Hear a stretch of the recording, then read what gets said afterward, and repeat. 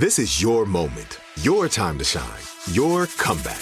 You're ready for the next step in your career, and you want an education employers respect. So you're not just going back to school, you're coming back with Purdue Global. Backed by Purdue University, one of the nation's most respected public universities, Purdue Global is built for people who bring their life experience into the online classroom. Purdue Global, Purdue's online university for working adults. Start your comeback today at purdueglobal.edu. Hi, everyone. It's Amanda Rieger Green. The 2025 Astrology Numerology Guidebook is out. It is a month-by-month living roadmap and compass for navigating the profound and impactful energies of 2025. It's a year like no other. This is not merely a compilation of forecast. It is a sacred invitation to walk consciously through the cycles of your life, feeling more armed with clarity, wisdom, grace, intentionality, so you can practically put new ways of living and being into play. It's got crystal recommendations, intentions. I utilize the astrology and the numerology and the codes that they create together. And what it does is it activates a psycho-spiritual awareness where when your psychology and consciousness is in a cohesion with the energy in literal and practical ways with astrological transits, the numerology of the month and the year and the meaning and the purpose, the strategies, the blind spots, crystal recommendations, journal prompts, all the things, it helps you create traction, create clarity in a meaningful and practical way.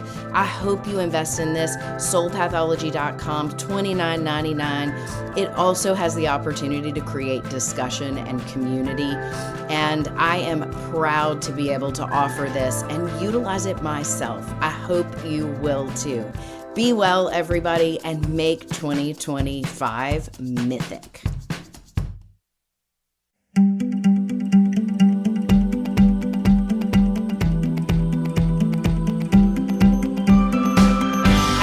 It's Amanda Rieger Green. Happy New Year.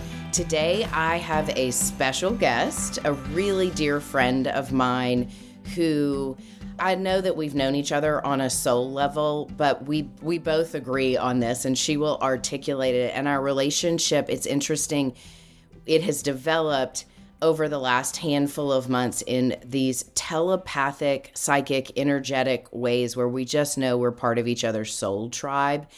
It's Fallon of Write Your Story, my dear friend, she has her podcast. She's been on before, so she is returning. Hello, Fallon. Welcome. Hi. Thank you for having me, Amanda. It's so good to be back. I am so happy to have you here today, especially as we shift into 2025, because it's a big year. You and I have discussed this. I've discussed it on the podcast, and we are breaking new ground. That's the way that this year feels. And it's funny because when I discuss the astrology and the numerology of 2025, there's a lot of closure and change over. And if you think about the energy of the 9, 2025 is a 9 year. 2 plus 0 plus 2 plus 5 equals 9. So we are in this frequency of closure and completion, completing a 9-year cycle. It's not the energy of the 1, which is new beginnings, pioneering a new path, but it feels very much like an eclipse, beginnings and endings simultaneously. So I feel like we are moving into uncharted territory. Do you feel that, just from your perspective, what you're walking through? You've walked through quite a bit of grief, and you're going through all sorts of cycles of personal, spiritual, energetic shifts. What is your take on that? Yeah, I mean, I definitely feel that on a visceral level. I am, first of all, a religious listener of your podcast. I don't think there are any other shows that I listen to like every episode of, but I listen to every episode of your show. So I'm like tracking with you on the numerology, which is not something that I was super familiar with before listening to your show, although, and before just being friends with you. I knew a little bit about numerology from like the numerology of a house that you live in. I had done like a little bit of research around that. So it's been really enlightening to learn about the numerology and the astrology year by year. And I feel on a visceral level that sense of endings and transition into something unknown. I lost my dad in October. I had a miscarriage in August. My husband and I'm moving backwards through the year, but in May, my husband and I had a really big failure, is really the only way to say it, a business investment that we had made, really believing that it was going to pay off. And we had invested our entire life savings and lost everything in one fell swoop. So it's been a year of a lot of loss and change for us. And it's been horrible and hard a lot of the time. And also, you and I have talked about this, as I've sat in that horrible and hard, as I've gone into the darkness of it, there have been so many unexpected gifts that have come out of it. One of them being, which we talked about when you came on my show, this sort of like crack in almost like I don't want to say it's a psychic ability, but like a sixth sense that was maybe always there, but I wasn't totally in touch with. In the darkness of this time, that has forced me to spend more time alone and more time in silence and more time, just in solitude. That realization has broken through, and I'm like, oh, there's something germinating here. There's something happening that actually felt like, when I first had the experience, I texted you immediately because I was like, what the F is happening to me? It was really unsettling and kind of scary. So that's the precipice that I feel when you say that. That's what comes to my mind, is like, there are all these endings happening: the loss of my dad, the loss of this baby that we wanted, the loss of this business venture, the way that we thought it was going to go, the loss of our life savings, all this loss. There is newness coming in. I also decided to make a major shift in my business this year. So there's that loss, but there's all this newness coming in. I just have more space to decide, like, what am I going to do with this space? So there is newness coming in, but there's also, like, in the newness, a little bit of the energy of fear, because it's like, it's just brand new. It's like, I have no idea what is coming. And a lot of times I feel like, because I am a pretty intuitive person, at the turn of a year or the turn of a season, I feel like I can kind of feel into what's coming. And I haven't really felt like I've been able to totally feel into what's coming. So it's the unknown. Yeah. It's so interesting because many of you listeners out there listen to Allie's podcast, Write Your Story, which is excellent. And I love Allie for a multitude of reasons. One thing I love about Allie is super astute and articulate. I mean, she's a writer. She helps people write their story, write books, publish. This is her bailiwick, her language of the soul. And as I'm listening to you speak, it's almost like you don't have the words to describe it. And it's not because of you being inarticulate or incapable or unaware, because you're astutely aware of what's going on. You and I have talked about this personally. But it's almost like we don't have the language yet. We're writing a new chapter, a new book. And like you said, we're on this precipice. And what I think about, and you and I did an episode and we talked a little bit about oracle cards. And I have this oracle card from the first deck that I ever purchased. And it was a synchronistic event where I found this deck. It found me. It spoke to my soul. And it's just, for any of you out there, it's a lovely deck. If you're newer into oracle cards, it's Colette Baron Reed's The Enchanted Map. But there is a card in that deck called the Wide Open card. And there is a woman, and she's standing on the edge of a cliff. And of course, the message is the universe is wide open to you. It's like that precipice of, when the world is our oyster, when there are infinite possibilities, there is tremendous fear and doubt and worry and uncertainty. And there's this excitement and adventure and curiosity simultaneously. I'm hearing this especially because you have moved through tremendous loss and grief personally, your husband's business, the miscarriage, the loss of your father. I mean, those are major rites of passage. The miscarriage, the loss of your father. Business stuff happens, and then that changes our security, our finances, our roles in our partnerships and marriage, and allocation of money and resources. And one of the things Allie and I were talking about before we started recording was, we have both been forced to dig deep and become resourceful and pull up creativity, new ways of thinking, shifting our perspective so we don't slip into long periods of depression, despair, where we can't get out of bed, and knowing there's a solution and an opportunity, but having to go within, which is all of this resonates with the energy that we are walking through. Is this almost feeling like we don't have the words, the language, the ability to articulate or lay the groundwork for what's coming. And the message here is we do, because we're digging deep, opening up new gifts, new clarity, new knowledge in our cells and DNA and our consciousness that may not have been available to us before. I feel like this is happening on personal levels and in the collective. It's huge. Yeah. And I feel like I'm having knowledge that I don't have words for often, which is not usually true for me. The words come fairly easily. They come very easily to you. And that's what I was articulating. I wasn't, I wasn't calling Allie out. I was just thinking Allie is so profoundly punctuated and articulate, and she brings that words are her language, and I can hear her articulating, but I can hear her searching for the words within to articulate her experience. Yeah. And it's wild because I've been having people ask, are you going to write another book? And my last book, Write Your Story, came out in May of 2024, this past year.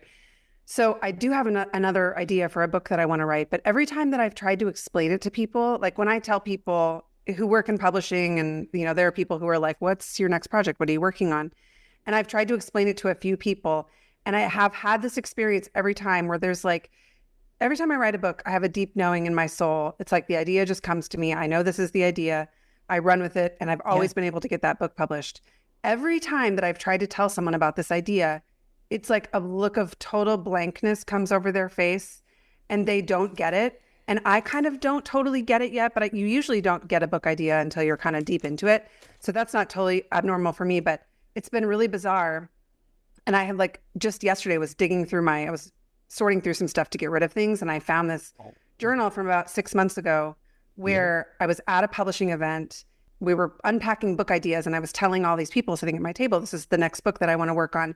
And the feeling of their confusion as to why I would write a book about this or what I was even talking about was so profound that I literally got up from the table, Amanda. I went outside and was crying. I can't tell you the visceral emotional reaction I had to be like, they don't understand what I'm talking about. I feel this and they don't feel it was so strange. And I think that's sort of getting at what you're talking about, that I'm tapping into something that I don't have the right words for yet. And I know that it's true, but I don't have the words to help them see how it's true. And they don't feel it the same way that I feel it. And so it's this weird rift.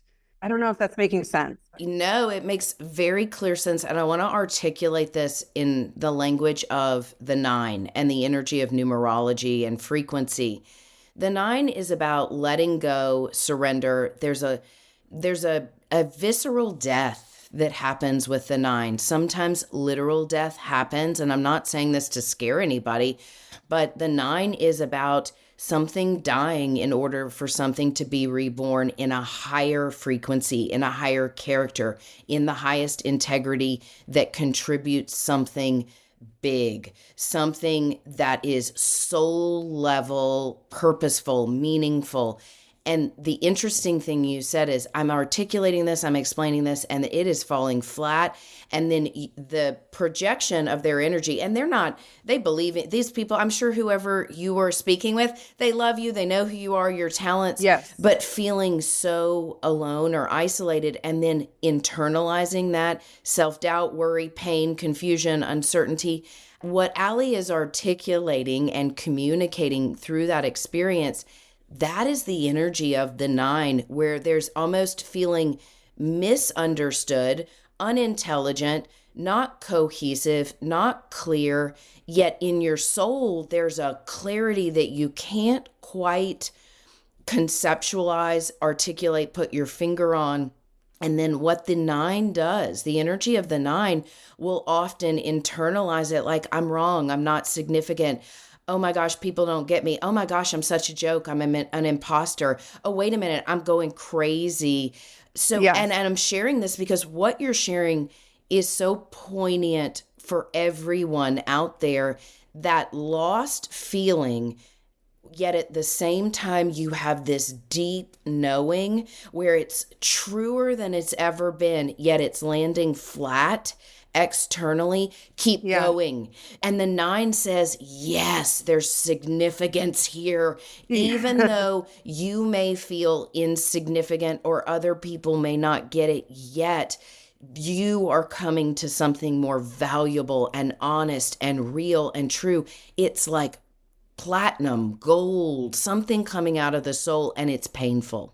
Yeah, that rings really true. There, even last night, my husband and I were having this conversation about kind of how we want to move into 2025, because at the beginning of 2024, we were so like motivated and empowered. Which is the energy of the 8, the energy. And because I've talked about this, the 8 is this drive, motivation, empowerment, boldly going through. And I say this with the energy of the 8 because the 8, when you turn it on its side, it's the infinity symbol. Yeah. It's a closed circuit. It's always in flux.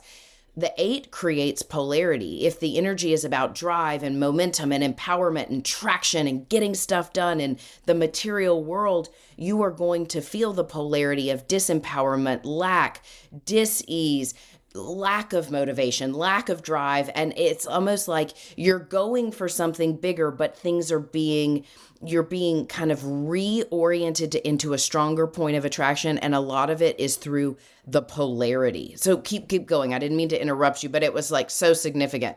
That's definitely how 2024 happened for us.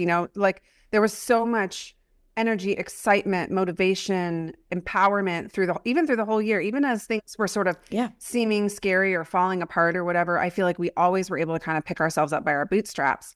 And then at the end of 2024, going into 2025, both of us are sort of like, I feel like we're a little bit gun shy. We're like, we have no idea what this year is. 2024, we were like, this is our year. And 2025, we're like, we have no idea what this year is going to bring. And both of us are feeling a little bit of, we talked about this before we hit record too, but that we're touching into some despair that lives in both of our bodies that I don't think either of us knew was there before, because we're both fairly privileged people. We both are educated. We both come from very supportive backgrounds. I don't come from like a lot of money or anything, but like, Matt and my family both are very supportive. We are both white. We're both, upper middle class. Like, so all these reasons that we have to feel pretty confident that like, no matter what happens, we're going to get through it. And we've always moved through the world with that kind of confidence. Well, after this year, it feels slightly like we're touching into this feeling of, this doesn't feel all encompassing, but there is a part of me that feels like it doesn't matter what you do. Everything's going to fall apart. Everyone's going to die. People are going to leave you. You're going to end up alone anyway. It's like this deep feeling of despair that I've seen that lives in my body. I've seen in this period of time of grief. And now I'm moving into 2025 going, well, from that place, how do we do anything? Like, how do I feel motivated to build a freaking business? Like, how do I even want to show up on a podcast? If it's just like, if everything ends in despair, then what's the point of? So I feel like we're wrestling with that a little bit, and actually bring it full circle. The point that we came to last night was like, maybe the answer is to, with humility and with some groundedness that came to us in this year of loss and heartbreak, maybe with that humility and with that groundedness, we keep doing the same things. You keep living in your integrity. You stay in alignment. You just keep showing up day after day. And yes, like things can fall apart. And, I think we had a little bit of hubris that was broken with the business investment. Because like my intuition is really good. And I'm telling you, I felt in every fiber of my being like this business investment was going to work out in our favor and it was going to go great. And it didn't. And so speaking from a write your story perspective, now I'm trying to figure out what's the moral of that story, because the immediate moral to me is like, don't trust your intuition, maybe kind of. I'm wrestling with that moral. I'm like, I don't want to, that's not the final draft that I want. So I have to find a way to kind of upgrade that moral or rewrite the story in a way where that's not the conclusion of the story. Well, I love that you brought it back to write your story, because it feels like for everyone, and I'm encouraging our listeners, your listeners, Allie, my listeners, and the way we can use our voices is we are writing new stories, and it's unfamiliar, it's uncharted, it's wide open, it's terrifying. Being present and the gift of next year in the astrology and the numerology is this ability to be centered in the now as often as you can. And what I love about 2024 is the 8 reorients us. What can I do right now? How can I take action now? And the 9 asks us to surrender to the now. Surrender to the void, the unknown. And it doesn't mean we escape. It can sometimes feel like escapism, but it means getting still, going within, being very conscious and conscientious, self-aware of our emotions, the voice in our head, the unconscious material that is coming up. And as a writer, and especially with what you do, all the genius writers and the creatives out there who have, whether they're writing fiction or nonfiction, whatever it may be, you always feel the artistry and the higher calling and the story that comes out of nowhere. You think about mythology, epic stories that come out. And I think about a lot of the hero's journey. And also, I'm going to link in our show notes, mine and Allie's conversation probably 6 months ago or so when she came on the podcast, because she offered some brilliant journal prompts thinking about being the hero of your own journey. What is the story you're writing? And I feel like that is very relevant to re-listen to for anyone out there, because she phrased it in very clear ways to help any of us out there write our story. But right now there's this component of genius. And when I say genius, I don't mean you're winning a Nobel Prize or you're discovering some new element in the universe or scientific truth and you're going to be, lauded for it and recognized. But there's an element of genius, and with genius comes madness. There is a spectrum to it. Genius fringes on insanity and madness, and then it's breakthrough into the unknown. It's in the void. That's what this year feels like. So it can feel maddening and infuriating and just out of our grasp at times. Yeah. And I encourage anybody out there, I'm encouraging you, I'm encouraging myself as I say this, hang on, don't quit before the miracles. And I know for you, because you've shared this, we've talked about it personally and in podcasts together, but there's this moment when time and space break and you have an intuitive insight and you're like, oh, this was the meaning of this. This was the purpose. Like you saying, in my bones, I knew this business venture was going to be successful and amazing. And shoot, it fell flat. It wasn't, but I knew it at the time. And it's almost like it wasn't that you were wrong. It was this divine setup to get you going in one direction, for you to learn some new lessons, to be shifted and to not lose your faith, actually to dig deeper into bigger faith, bigger truths, bigger universal concepts, that universe within. There's spiritual people and teachers and gurus out there say all the time, each one of our cells is like a universe, a galaxy unto ourselves. And that always eludes me. I think about it, I pontificate it, and I think, gosh, if I'm a universe within and I have millions and trillions of universes within me and I'm one cog in the universe, how does all of that relate? There is something like the universe within is starting to manifest more materially, potently in our world. And I know I'm speaking very esoterically right now, but that's the way it feels. All of these universes within are coming into some kind of cohesion. And right now it can feel disorienting or incohesive at times.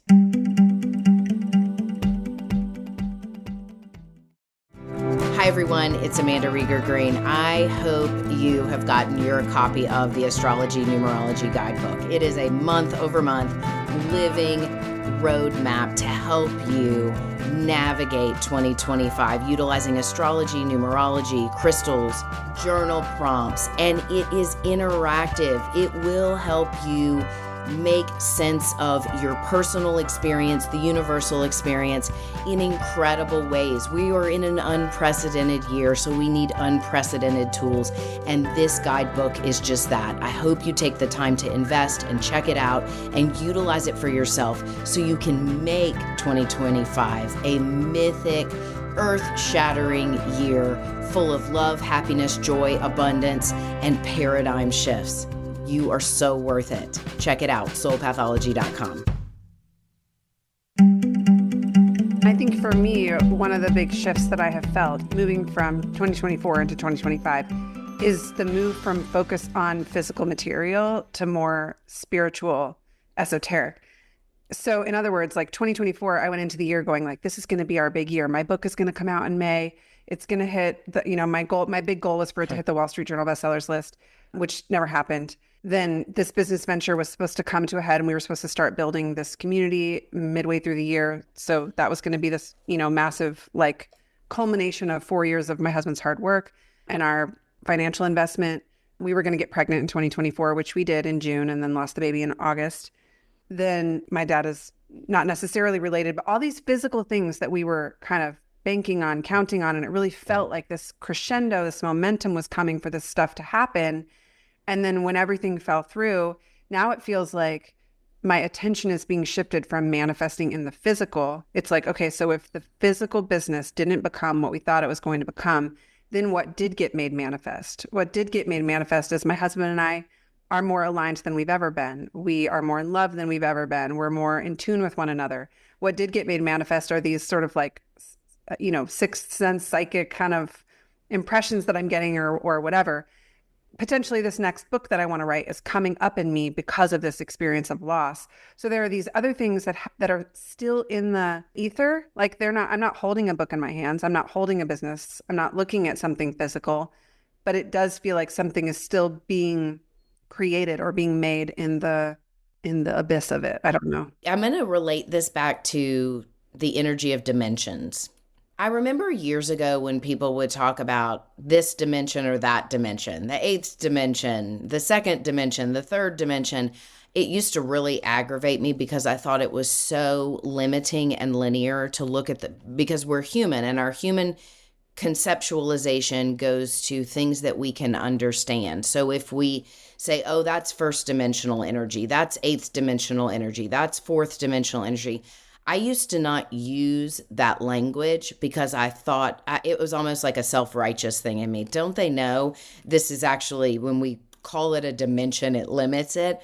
Well, this year I started using the language of dimensions because it was easy for people to conceptualize. But when you are speaking about what you've been creating, you're talking to me about the sixth dimension. All right. So I'm going to walk through some dimensions just to clarify this. The first dimension is like the iron core crystal of this earth. It roots us in the solar system. It roots us it's like gravity that pulls us to a center, the center within the earth. The second dimension is everything between that iron core crystal, called the telluric realm, which is minerals and crystals and layers of strata.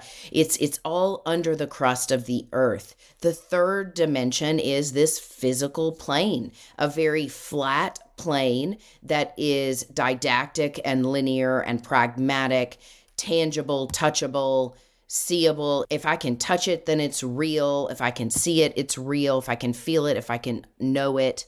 Then we move into the fourth dimension. The fourth dimension is mental and emotional. To me, it's like smoke or clouds. It's where all of the frequencies of our mind and our emotion that is always communicating in frequency form. It's this big cloud of like smoke or dust that's challenging to break through. And the fifth dimension is the space of the heart, love, oneness, connection. The sixth dimension is architecture. Meaning it's like if you were thinking in very futurist technological terms, it's like you could throw up everything up on a screen and you are the architect of your reality that comes down through the dimensions. And the sixth dimension communicates with the third dimension, but it has to go through the heart and the mind and the emotions down to the third. So it's like you are becoming this divine architect, and the things that you are saying are being made manifest are intangible, meaning you're moving through fifth and fourth dimensional energy, meaning the relationship with my husband. We are more in love than ever. There is this knowing, it's mental and emotional and bonding and intimacy, truth, connection. It's just beyond touching, but it's happening on the third dimension. It's complex. And I'm sharing this because I don't talk about the sixth dimension often, but I've been seeing it come because I've been doing a lot of dream work, closing out the year and moving into the new year, where at night, working with my higher self, as I step into the dream state, I am stepping in as the architect alongside my higher self, and moving through almost like multiple parallel realities and dimensions. The sixth dimension is like a virtual reality video game.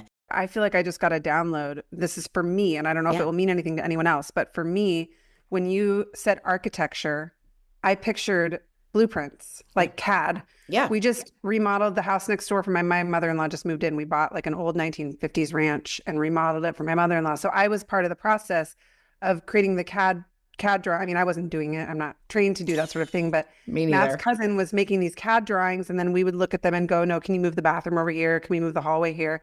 So I was, watching the whole thing develop. And that was the image that just popped into my head when you were talking. And it's like almost like like a CAD drawing. Even before the house ever changed, we saw 15 CAD drawings. So it's like the CAD drawing changes first, and then the house is built. Yes. And for everybody out there who's in engineering and architecture and design, CAD drawings, and they totally elude me because I am not that mathematical and articulate, but I can look at a CAD drawing and it's amazing what technology can do. Like you said, can we move the bathroom? Can we do this? That is the impression of we are not only working in bringing in this fifth dimensional, heart-centered, compassionate consciousness, and that directly relates to the astrology and numerology of 2025, but we're also working in more futuristic CAD drawing terms, and it's like we are constructing a reality, and it has to come through the layers, and not only does it need to move through the mental and the emotional cloudiness and frequencies, and then our physical bodies into physical reality, then it goes back down into the earth to find this new center through all the minerals, everything down into the center of the earth. And again, I know Allie and I are being a bit esoteric, but also hopefully this is relating to some of the disorientation that many of us are feeling. And to, instead of being afraid of it, my big theme has been make 2025 mythic, not apocalyptic. Be the hero of your journey. Write the mythology. And with mythology, when we get into whether it's things like Harry Potter and the hero's journey or Greek mythology, I can be listening to that stuff and bring in spiritual truths and clarity now and things I need to know. So it's almost like we are all writing and publishing new books, new stories for ourselves. IRL, in real life. Yes. IRT, in real time. This year is huge. And I know for me, on a human level, on a messy level, I can sometimes get frustrated with people and minutia and them going into doom and gloom. I understand it because I've been there when it's like, oh, this is so hard. I can't do it. Or why doesn't this person love me? Or why can't I get a new job? And I know those things. I've been through that stuff, and I walk through similar human challenges, money, people, relationships, love. I go through it too. It's where I get to practice it in real time. But I also am finding myself, and what I'm about to say is harsh, but I've had to discern and contemplate this, having less and less tolerance for drama, minutia, chaos, of other people. I can beam them love. I can show up, but I also am setting clear boundaries because it feels very linear, very third dimensional, very, for lack of better words, high school. I had a couple of interactions this year that really hurt my feelings, hurt my soul. And I truly dug deep. I didn't understand what I did wrong. I was accused of something by someone who was projecting, and being able to like really move through that, step back and see through the lens of compassion, but also not accept the dramatic high school behavior, unconscious projections of someone who is not in a similar vibration, but to do it with, gosh, I see the light in people. And that is part of the energy of the 9. And I want to share this. The 9 has X-ray vision, and we are generous, and we're like, I see how beautiful you are and amazing and talented and worthy. Come on. I'm going to be your friend. I'm going to love on you. Yes.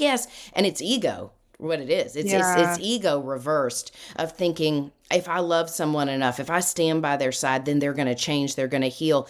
The time is ending for that. For anyone out there, if you find yourself compromising, acquiescing, trying to fix, save, rescue, change. And that's a big statement. Fix, save, rescue, change. Be mindful of turning that oxygen mask on you first. Yes. Because your power is within.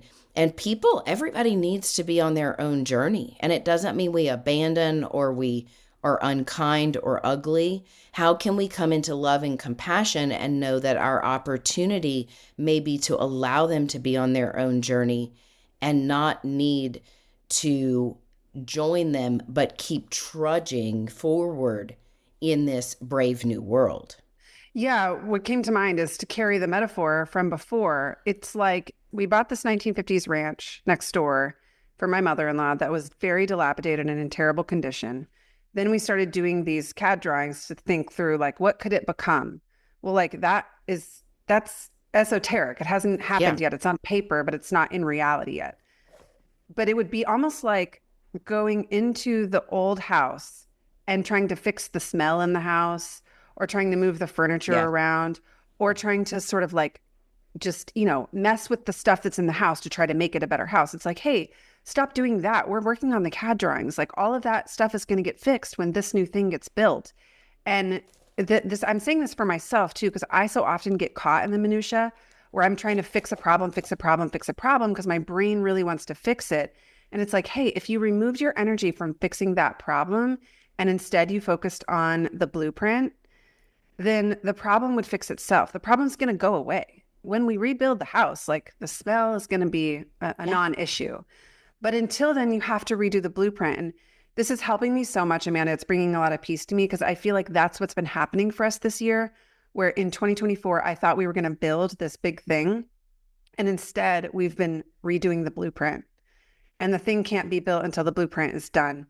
And I've been so frustrated. I'm like, we haven't made any progress. We haven't even broken ground. And I'm realizing now, like, oh my gosh, like, we drew the whole blueprint this year. That's what we were doing. Yeah. That feels like the theme, obviously, of our conversation. But a theme for 2025 is designing and rebuilding the blueprint. And what you were saying was not being distracted by the minutia. Oh, the house smells. And you know how our attention, because I know me, it's like squirrel, and I start working on things, and it's not low-hanging fruit. It's, oh, this is going to be a valuable use of my time. Let me get rid of this smell. Yes. And then it distracts me from the real story, the true narrative, because it's like, oh, this is simple. I can get rid of the smell way easier than designing a blueprint, because designing a blueprint is hard. It's hard work. It's hard. And it takes forever, and there needs to be 15 different iterations, and it's frustrating, and everyone's trying to work together. Yeah. I mean, I feel like just like, oh, huge wave of peace come over me. It feels like this helped me kind of do what I was talking about earlier, where I'm like upgrading the moral to my story this year. And you said something too about what's the real story. I feel like that is a question that I will take as a journal prompt. One of the ways that I've been journaling recently, and this goes with what you were saying earlier about the dream work that you're doing, but one of the ways that I've been journaling is speaking in my morning pages or my journaling to my authentic self, my truest self, my highest self, and just literally talking to her, like asking her questions and seeing what she wants to say back to me. So I'll be like, what am I missing in all of this? Or what do you want to show me today that I'm not already seeing? And when you said that question, I thought that's a question that I want to ask my truest self. What's the real story? Because Allie, 3D Allie is telling the story that like, it's been so frustrating. We've done everything and we tried all that we could and it didn't work out in our favor. And she's sort of pouting, but it's like, what's the higher me saying? What's the real story actually? And I feel like she knows what the real story is.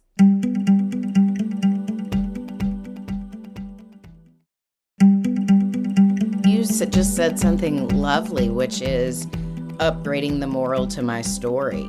And by literally speaking to yourself, I've talked to my higher self since the moment I talked to my higher self, which I remember exactly when that was. I've shared that in my dark night of the soul, which was I was in this bed in a treatment center and I said, hey, higher self, and boom, it just responded. And my soul said, we've been waiting for you to talk to us. And when I say us, it's because our souls are so multidimensional. It's like this choir of us. We've been waiting for you to talk to us. And it was God and my soul and everything in this divine cosmic soup responding back beautifully. But upgrading the moral to my story has required me, when I talk to my higher self as of late, these last handful of months, I say, hey, Amanda. I call myself by my name in this timeline because if we live in a multiverse, if time is linear and multidimensional simultaneously, and we've got past and future happening and the now, there's so much reality and parallel reality bleeding through and going on. I will specifically call out this genetic makeup and the essence of Amanda in this lifetime. What is the moral Amanda? I've been doing the same thing, journaling, and when I go to bed at night, hey, Amanda. And when I say, hey, Amanda, it's not just the linear, literal Amanda. Sure. It's the universal Amanda that is in this timeline that can affect and impact the change in the now through her genetic makeup, her attitudes, perceptions, interactions, relationships, choices, attitude. I keep going back to attitude because it's a huge part of next year's theme is our attitude is where we have this empowerment and controlled empowerment to see things more wondrously, beautiful, with less force. But upgrading the moral to our stories, that could not be a more beautiful way to think about and conceptualize the energy of the nine. That is the energy of the nine. There's an upgrade that happens, and in order to upgrade, we also have to scale. We also have to let go, surrender to the old ways of doing, thinking, being, living that are no longer a part of the journey forward. It's hard stuff, but it's brilliant. You know what? It's so hard to upgrade your own moral.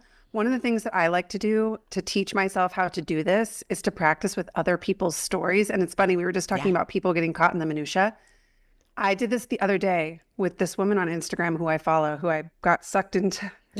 It doesn't matter, but I got sucked into her telling this very dramatic story about something traumatic that had happened to her. And it was literally, it took me like 35 minutes to hear her tell her whole story through all this video. And you just get sucked into something like that. And I was like, I want to know the ending. So I was listening to her tell this story, and it's, genuinely in the 3D, it's a really traumatic thing that happened to her. Yeah. It's horrible that this happened. She's a victim in this situation.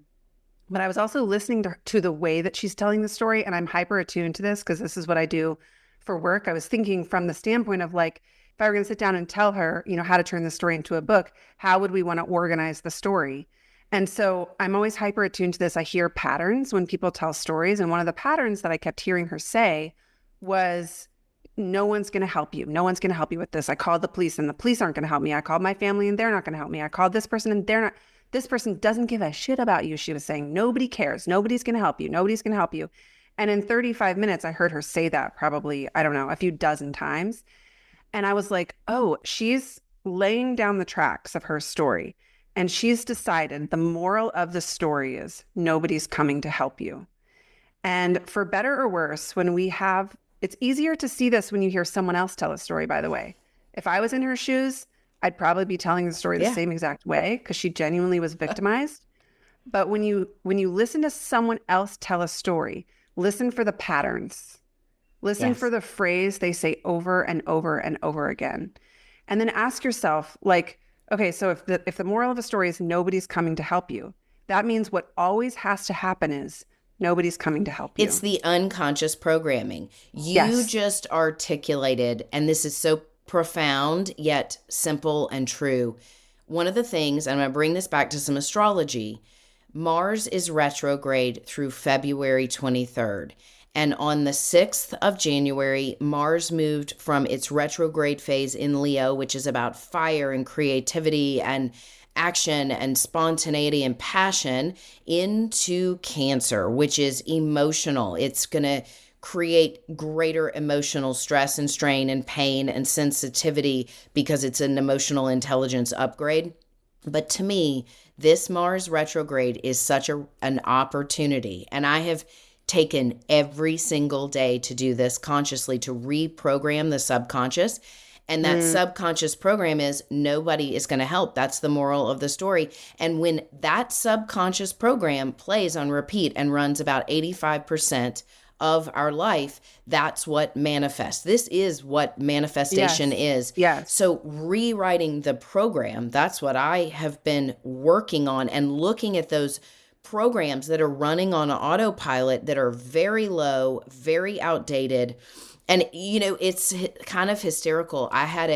Months ago, I had a friend who had an injury. And when she was injured, I said, gosh, it was awful, all the things. She had to be off work. I said, let me know if I can help you. Please reach out if there's something I can do. If I can't do it, I will let you know. But please don't hesitate to reach out. And I offered it multiple times. Just reach out and let me know. I don't know how to help you unless you ask or tell me. And if I can't, I'll let you know. But I'm here, and at least I'm here for a phone call. And at some point, she had dropped into all this self-pity and of being down and out of work and all the things that were going on. Sure. And she said, people say they're going to help you, but they really don't. They don't show up. And everything in her energy field was poor, pitiful me. Nobody's going to help me. And I thought to myself, how many times did I say to reach out? I said, and I said, well, you haven't called me. So it's like she was basically writing that nobody's going to help. Yeah. No one is going to help. So I think a lot of us actually write that program. Nobody's going to help me. Nobody's going to help me. I think that's something for all of us to think about. Is that an unconscious program playing? And it takes action on our part. We have to ask for help.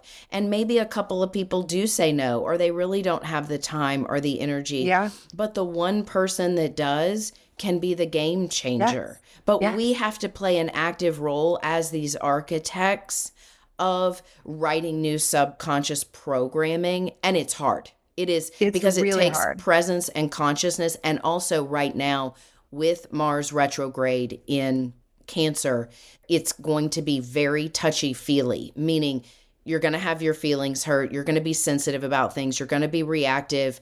There's all sorts of emotional opportunity right now to go into the heavy emotions, get honest about what you're feeling, whether it's doubt, worry, self-pity, pain, suffering, and delusion, despair, and say, what is this despair teaching me? What is this pain teaching? What is this rejection teaching me?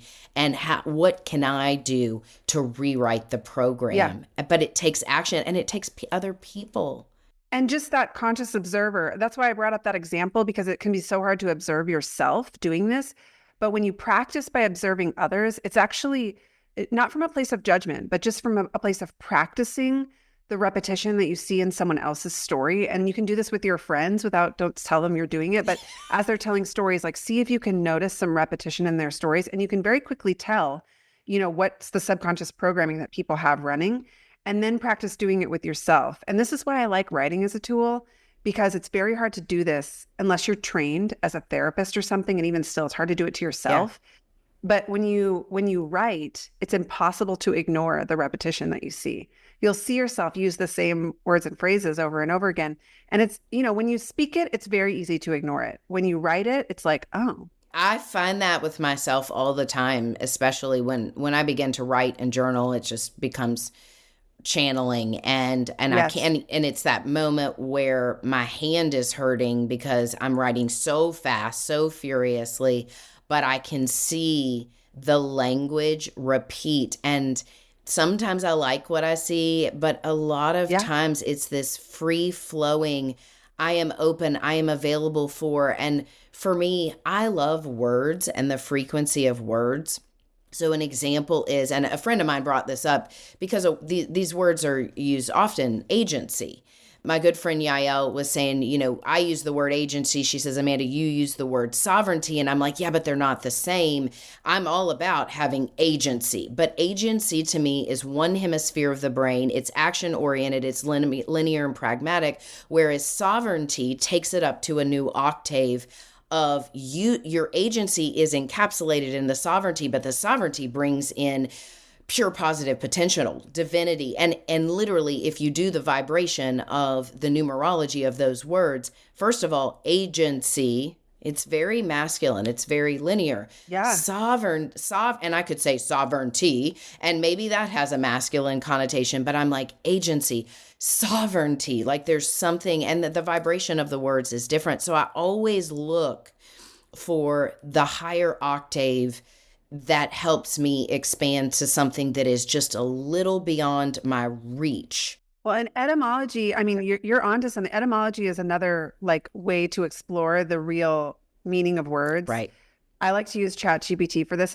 It makes exploring etymology of words very, very easy. But you could literally type into ChatGPT, what's the etymology of sovereignty? What's the etymology of agency? And you'd find out the root words that they came from and how they were first used. And it's fascinating to look at that because you're like, oh, this word actually has a different tenor to it, has a different vibration than this word. We use it for a totally different thing. And language is so important. And when I was in undergrad, that's what I recognized I became fascinated with, words and meaning, and diving into religious texts and understanding the context in which they were born from, literally what was going on, and the meaning behind the words. And so we did a lot of etymology when I was in undergrad, and I realized how much I loved language and words. But I'll tell you something funny. Speaking of this, a couple of months ago, I decided to rewatch all of Harry Potter, start to finish. And of course, I've read all the books. I've seen all of the movies.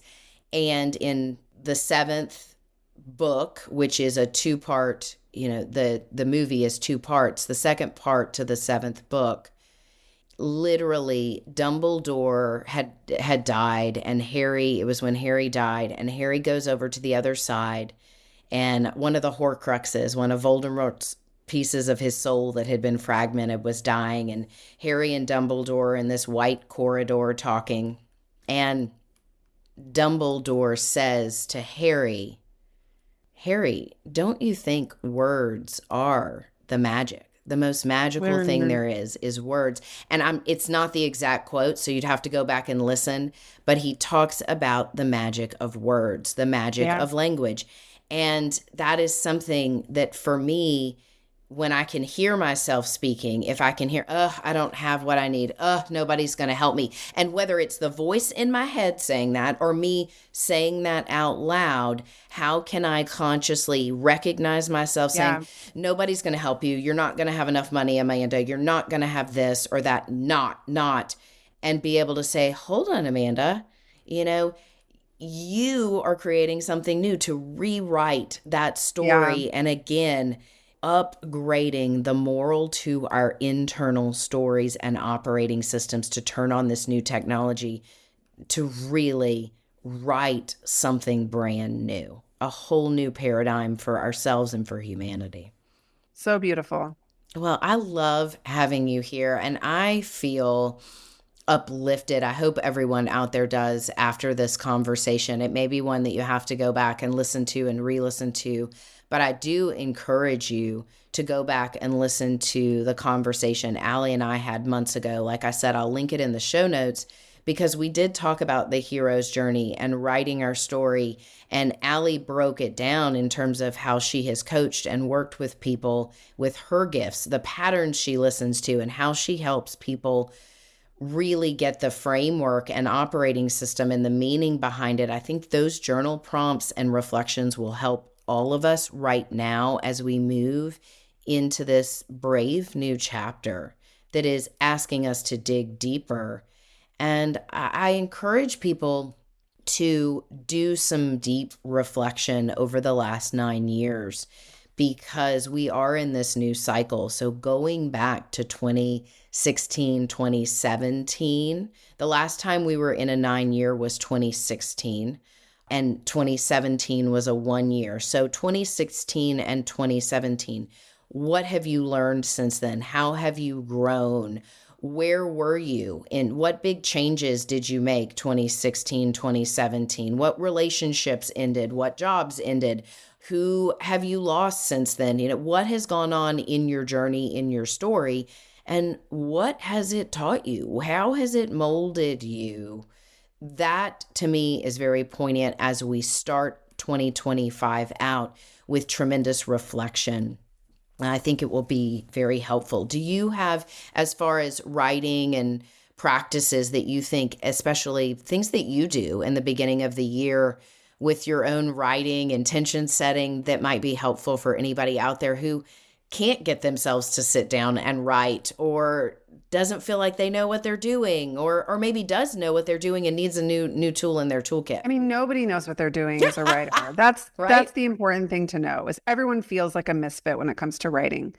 And I mean, it would take me too long to explain. There's a historical reason why this is true. And the long story short is just that, if you go back a couple hundred years, you'll see that on purpose, only certain people were educated to even learn how to write. And so writing is this activity that we think is saved for the elite few, but actually, we're moving into the age of Aquarius. I'm not pretending to be an astrology expert at all, but I think a big part of this is putting the pen in the hands of everybody. Yes. It's power back to the people. Yeah. You have a voice that needs to be shared. And even if it's only shared to yourself or only shared to your the close few people in proximity to you, it's not a matter of being on the New York Times bestsellers list, although maybe you have that in you too. But this practice that I've been using of speaking to my higher self has been really, really powerful for me. And one of the reasons I think it's been that way is because it's breaking the pattern in me that thinks that writing has to be about Instagram or about, like, I almost forgot my own message, which is that writing is not about getting followers or building a platform or writing a book or getting a bunch of readers or selling a bunch of copies. The power of writing is that it is channeling.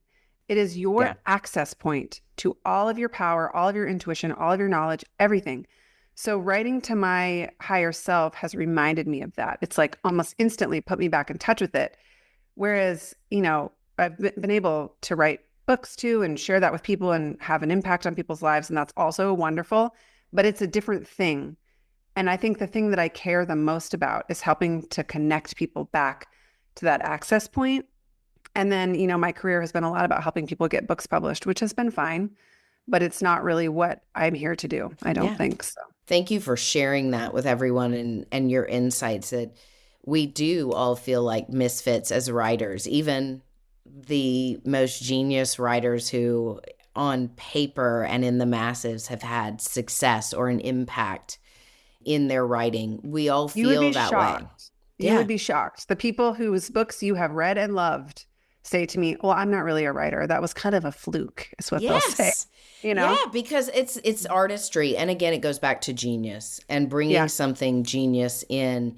And it happens by doing and showing up and practicing and being in real life very presently, and also with fear and with excitement simultaneously. That wide open card that really sets the stage.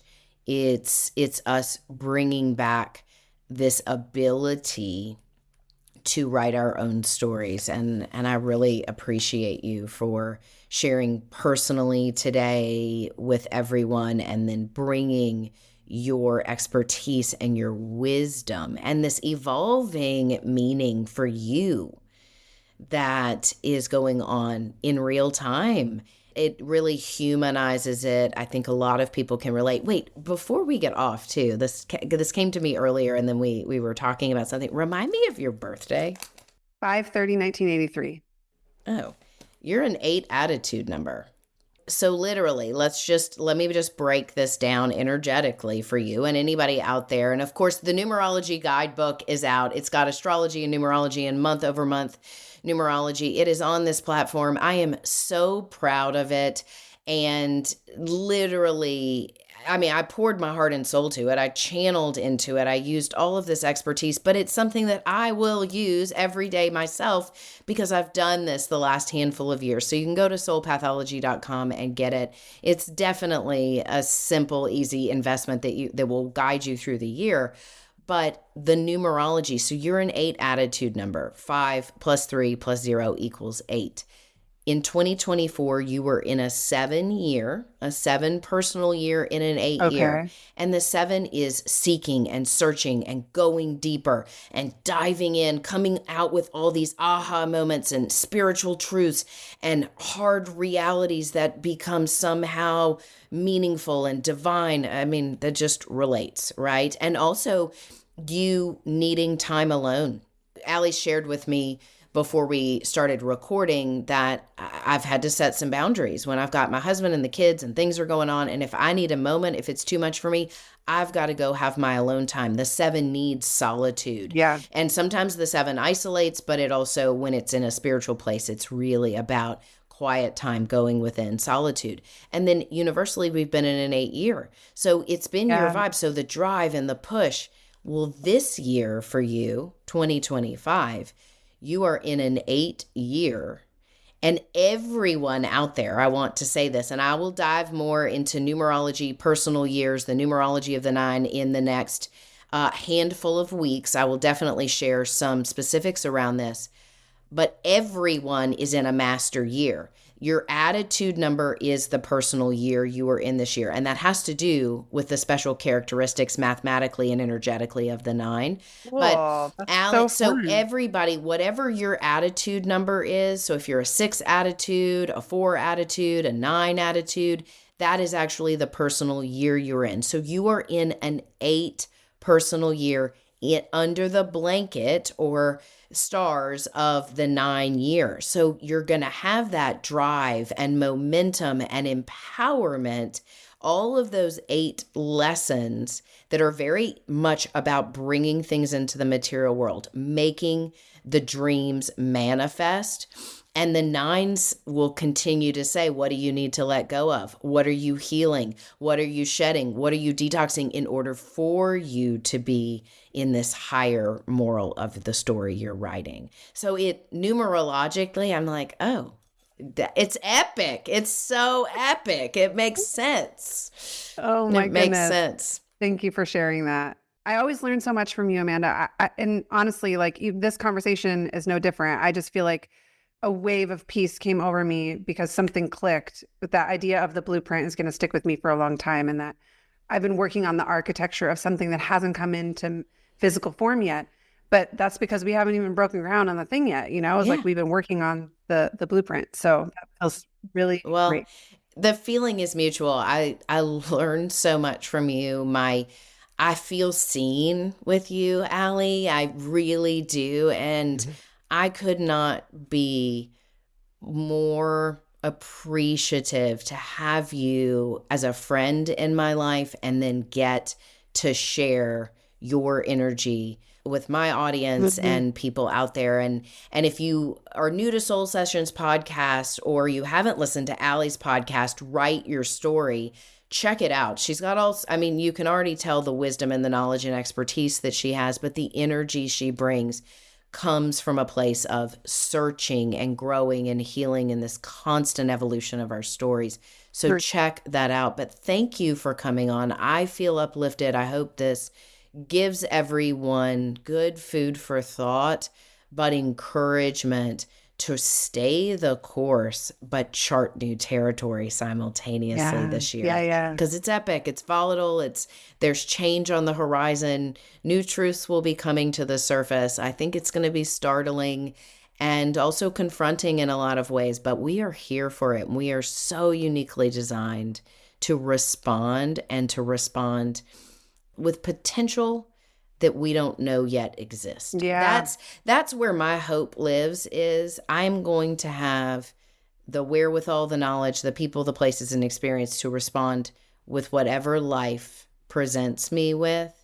And it's going to have meaning, have purpose. It's going to matter and be bigger, more loving, more compassionate, something greater, something infinitely greater.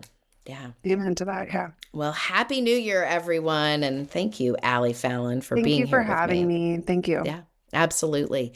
All right, everyone, take care. Thank you for joining us. And I am wishing each of you out there an epic and a mythic 2025. Lay the groundwork now. And know that this, whatever story you are writing, you get to be the narrator, and you get to do it from your higher consciousness. Write your story, write it big, go big or go home. Be well, everyone. Thank you so much for listening to Soul Sessions. If you've got questions, do not hesitate to reach out. Email us, podcast@soulsessions.me. If you love this podcast and you want to hear more, make sure you're following it, liking and subscribing, and sharing it with other people. Send this energy out. Share it with other people. Remember, you can always get your dose of Soul Sessions. New episodes drop on Wednesdays. You can also follow me on Instagram, TikTok. It's @soulpathology, or check out soulpathology.com. I appreciate you and your light. Thanks for listening.